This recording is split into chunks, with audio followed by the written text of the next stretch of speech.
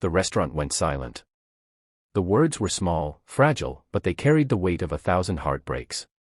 A tiny girl, no older than 6, stood at the edge of a booth, her little hand tugging at the apron of a waitress who had just placed a tray of food on the table.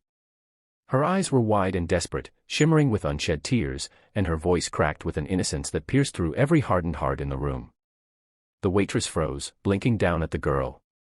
She was in her late 20s, her tired eyes lined from long shifts and the heavy responsibility of paying off debts that never seemed to end. But nothing in her life had prepared her for this question. And across the table, the man sitting there, tall, immaculately dressed in a navy suit, his wristwatch glinting under the soft light, froze as well.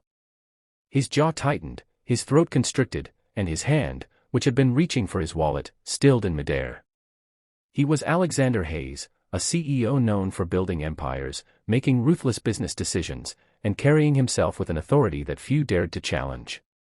But in that moment, none of his boardroom victories, none of his wealth, none of his power could protect him from the sting of his daughter's words. Because in her simple plea lay the truth he had tried so hard to bury. His daughter missed her mother. And no matter how many toys he bought her, no matter how many nannies he hired, no matter how many nights he forced himself to stay awake at her bedside until she fell asleep, he could never fill that void. The little girl's name was Emily. And Emily's voice trembled again as she looked at the stunned waitress and whispered, "Please? Can you?" The room held its breath. The waitress knelt down, brushing a strand of hair from Emily's face. She looked between the little girl and the men in the booth. Her chest tightened, but she forced a small, gentle smile. "Sweetheart. I'm just your waitress tonight. But you already have a daddy who loves you very much." Emily frowned, her lips trembling as she shook her head. "Daddy's always working. He's always so busy. I just want a mommy to tuck me in." Alexander's heart cracked.